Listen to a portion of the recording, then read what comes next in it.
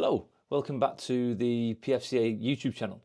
Today I'm going to talk through a number of mistakes I made when I first started coaching. Looking back now, knowing what I know now, in hindsight of course. The first one, the big one, was waiting for the perfect time to go all in, waiting for the perfect scenario to go all in. And I think I'd thought about this probably too much. I'd built it up in my mind.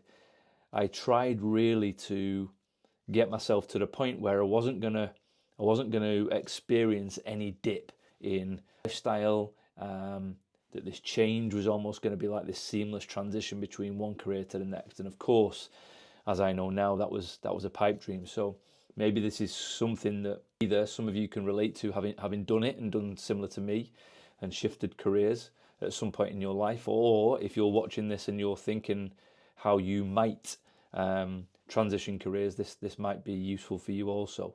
Yeah, I try to think out how much money I need to save, how I was going to reduce time in my career as an engineer over time, and that plan really was sort of 18 months to 2 years in length. And at the same time, then I was going to see how I could build up my coaching time and sort of replace one with the other. How it actually happened was I worked really hard in developing my coaching hours and therefore experience in and around work, but work had to stay as it was, right? That the requirements there were somewhat fixed. I couldn't reduce that over time. And in fact, what did happen was that because my love for coaching was always there really, and was continuing to grow, it took priority. And so my work in engineering began to suffer, in which case my work noticed sooner rather than later, and definitely sooner than I had planned, and my hand was forced a little, and so I left earlier. It was probably a year earlier than I thought. So savings were limited, and it was less than ideal in my mind. But then on the other side of it, this is the point, this is why I see it as a mistake. I see that it was never going to be ideal. It was always going to be a challenge. There was always going to be a dip. There was always going to be significant change, not just in my day-to-day work, but everything that went on around that.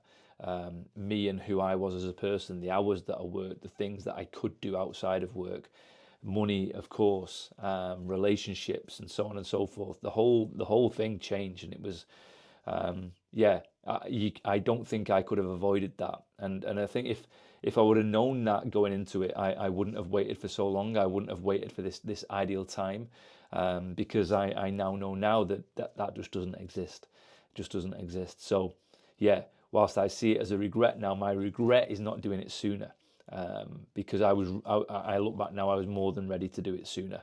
And not a lot changed in that time, that delay time, other than me trying to get comfortable around it. So yeah, it was definitely all in my head, and yeah, I wish I would have had that extra couple of years of time coaching really than trying to ponder around how I made that transition. So yeah, that was definitely a mistake for me, and something that I regret not doing it sooner. Of course, I don't regret doing it, and it was what it was, and I wouldn't necessarily change it now, because how it all played out was part of my story and part of what made it what it is. But yeah, if I had my time again, I would probably do it earlier. Second one, once I got into coaching, overcoaching. And I think this came from an insecurity point of view. It came from me trying to prove myself, me trying to do the best job I could. And I think, it's partly me as a reflection, partly my personality in just wanting to do a good job. But I also think that came from my previous experience in engineering. I'd got myself to a point where, I was a good engineer. I had status in that industry, and I kind of wanted that to continue. And so I wanted to try and show that I knew my onions in coaching. And I kind of did to a certain extent, but clearly not enough to know and understand that I didn't need to communicate or try and explain as much as I did back then. And it was much more simple than I thought. Now, one of the reasons why I made this change in coaching was because I loved it so much. And so all my adult life, really, I'd been researching coaching, not necessarily coaching, I've been researching fitness for my own practice, trying different things, exploring different things, different practices, different modalities, different principles, all different ways of doing things. And so when I got to the point where I could start coaching full time, I was almost eager to share all this stuff, and thought that I needed to. And so bless my clients and members back then, they got all of it. And I can imagine the earache they got when I was trying to explain the ins and outs of all sorts and the workings in my mind. And of course, I enjoyed it so much because I enjoyed that detail. I was obsessed by the thing, but of course my clients weren't, and needn't be. It shouldn't be. So yeah, that was definitely a mistake from me, that overcoaching. And now, years on from then, I'm actually the opposite. I try and say, I know I'm talking a lot right now, but I'm just trying to explain the point. When I'm coaching, I try and say as little as possible. And I see that as more effective. I try and leave as much space for the client to think, for the client to absorb what's going on, whether that be something vocal, a vocal cue, or whether that be their own intuition and understanding of the thing through something they're experiencing physically. I try not to interrupt that. And I see that as the sort of the hallmark, really, of good coaching, where you're not trying to fill the silence with knowledge and information, because the client doesn't need to learn how to coach like we do. They just need to learn how to look after themselves in this thing. And so, yeah, the cues that we need in order to do that are much more simple. So overcoaching was something that I definitely did, and I carried that on for a while, probably for the apprenticeship phase of my career, to be honest. The first 3 to 5 years, I definitely did that until I started to see the error in my ways. The third one then, pushing intensity, and in brackets here I've got because I was, and that was definitely the case. I enjoyed it. It was where my fitness was at the time. It's not where it always was, for sure. When I was using fitness for sport outside of fitness wasn't necessarily intense. It was what I would see fitness for most people being useful today is. It was aerobic. It was lots of long runs or bikes, and then teamed with some solid resistance training that looked at the time a lot like bodybuilding, believe it or not. But when I'd started coaching, then I'd found myself in the CrossFit world, and I loved it. I loved that intensity. I enjoyed it.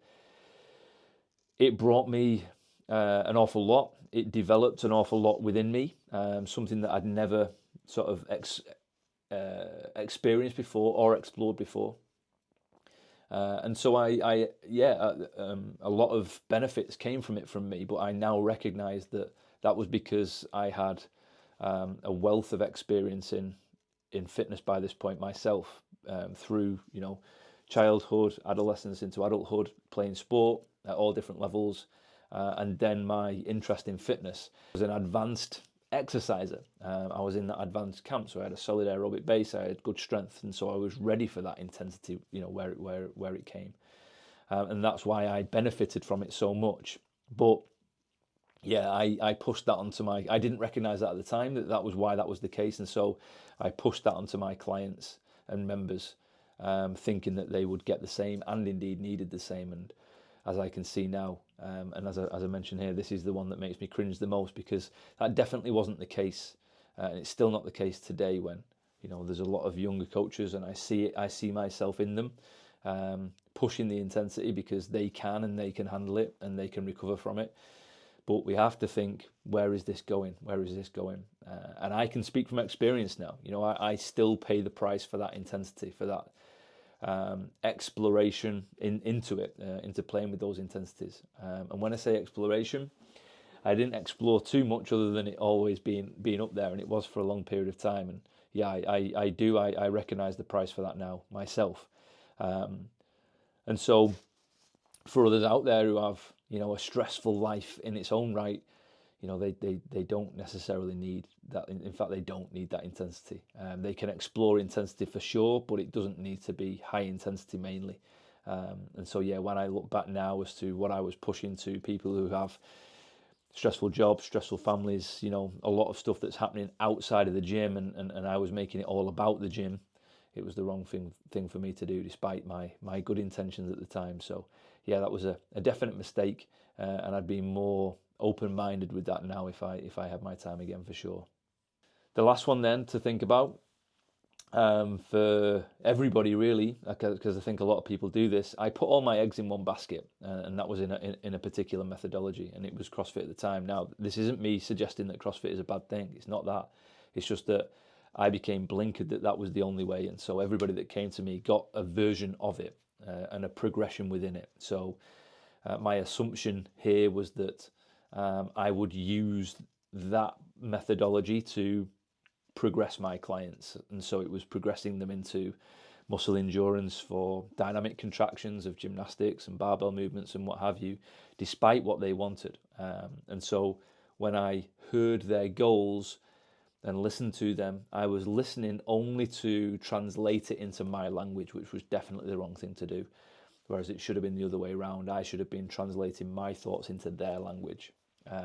And I smile now because, again, it was with good intentions, but I got the thing the wrong way around. I put practices first and then thought about the principles that I would use. And, I probably didn't even think about the philosophies around that. Whereas now I see today it's the philosophies. And so we have values and beliefs that sit at the bottom. We have the principles and the systems that sit above that. And then the practices come on the top. So what then I would use today to meet those clients in their world for their endeavor would be a set of principles and philosophies that I hold, and then I would use practices and tools to suit them, and get the best out of them rather than the other way around. So yeah, I got that wrong. I got that wrong today. I got that wrong then. I see it happening today, and again, who am I to judge because I've been there? But I would like to help. Those that enjoy high rocks, for example, those that enjoy powerlifting, those that enjoy a specific way of doing things, maybe it's bodybuilding, whatever it might be, they use that as their way. And it's like, this is, so all clients, no matter what they come to them for, they get a version of that. And it's wrong. It's the wrong thing to do. You go, and we should go as coaches and enjoy our training for what it is, but then we shouldn't project that up onto our clients. We should listen carefully to our clients, their past experience, their line in the sand for where they are now, and then decide what the best way to work with them is, what that practice should be with that particular client. So yeah, as the last one there, putting all my eggs in one basket in one methodology was a definite mistake. And if I had my time again, I'd be much more open with that. Albeit, as I say, what that gave me, owning a CrossFit gym and everything that came from that, I had many fantastic opportunities. So I don't think I'd necessarily change my story, but yeah, if I had my way again, I'd perhaps think a little differently as to how I approached each client. 100%.